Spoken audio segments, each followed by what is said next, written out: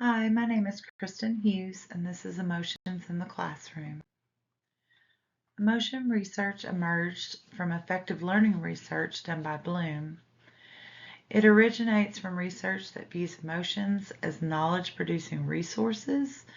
It is rooted in narrative theory and a relational perspective on classroom communication, where teacher behaviors elicit student emotions that influence student behavior. ERT is a holistic approach to research linking classroom communication, emotion, and learning. It incorporates teaching behaviors and their effects on students with ERT to explain how instructional communication and classroom environment has a positive or negative impact on student learning. This includes immediacy, communication competence, and clarity, which you should be familiar with by now. ERT creates the question of how best to characterize students' emotional responses. Other theories and perspectives that have been connected to classroom emotions include reactance theory, teacher politeness, cultural factors, and emotional labor. Reactance theory relates to negative emotions, such as anger, and explains why some students resist teacher control behaviors, including punishment. Teachers have long viewed emotions as a barrier to learning, but they're beginning to acknowledge that the relation between emotion and reason is critical to learning, and they're realizing that this starts at a very young age. For example, behavioral disruptions are often caused by the inability to self-regulate, and self-regulating behaviors are learned at the preschool age. Teacher communication behaviors meaningfully impact students' emotions in the classroom. There are three behaviors prevalent in ERT, and they are immediacy, communication competence, and clarity. Immediacy, as you know, impacts the socio-emotional environment. For example, if a student really enjoys class, they will be motivated to learn and have positive feelings towards learning and their teacher. Communication competence leads to higher levels of emotional engagement and lower levels of boredom, anxiety, and frustration. Clarity produces higher effect and positive student perceptions of their teacher and learning, especially when a teacher gives thorough descriptions and explanations. Morabian describes students' emotional responses to teachers as falling under three categories, and those are pleasure, arousal, and dominance. Current research includes emotional balance, emotion work, and emotional support in with those. An emotional balance refers to the overall positive or negative emotions within a classroom setting.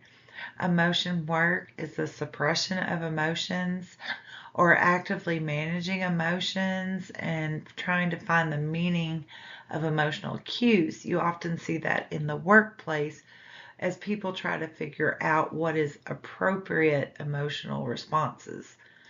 Emotional support is when emotions are recognized and messages acknowledged, and those lead to positive outcomes such as learning coping strategies, decreased stress, or supportive relationships. Here are a few questions to think of when you're looking at emotional balance, emotion work, or emotional support. We'll look at more questions like this when we look at the scale here in a minute. Behaviors stemming from positive or negative emotions are important because they influence a student's ability to encode and retrieve information from long-term memory. Within this, positive emotions increase recall and produce positive outcomes in cognitive and affective learning. Contrary to that, negative emotions can cause students to tune out, not retain information, and have decreased motivation. Peckrin noticed a wide range of emotions in the classroom, both positive and negative, activating and deactivating. Positive emotions like engagement and hope, negative emotions like anger and anxiety, activating behaviors like enjoyment and hope and pride, anxiety, shame, deactivating behaviors such as relief, hopelessness, boredom.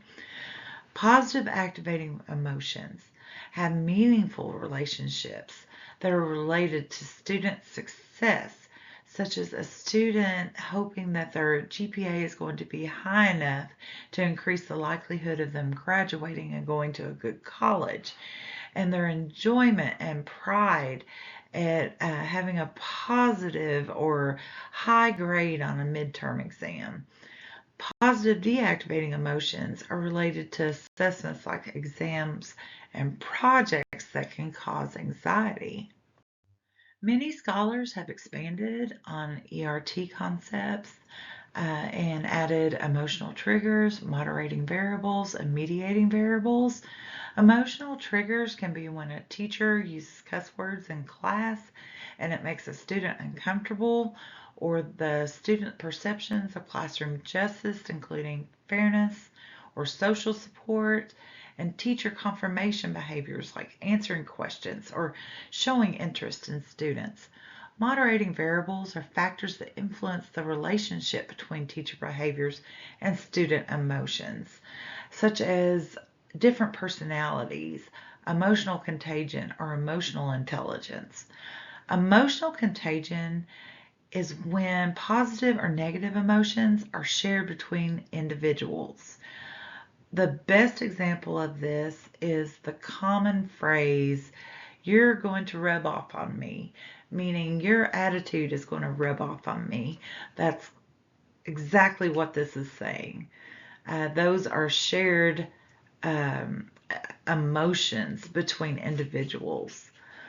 Mediating variables are the ways in which students apply meaning and react to teacher behaviors or messages. Titsworth and his associates identified 3 mediating variables, which are perceived emotional support from the teacher, perceived need for emotion work in the class, and perceived balance. The classroom emotion scale was developed by Titsworth and his colleagues, and it evaluates the perceptions of emotional balance, emotion work, emotion management, social support, and emotional labor. It uses interdisciplinary literature from communication and other fields as a foundation.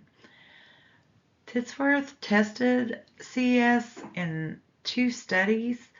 Study 1 shows the connection between classroom emotions and nonverbal immediacy, clarity, and communication competence. It uses a 5-point Likert type scale, with 1 being strongly disagree and 5 being strongly agree. Some of the questions that can be found on this are: I can talk to my instructor about my personal problems. My instructor is willing to help me make decisions about academic issues. My instructor is willing to help me make decisions about academic issues.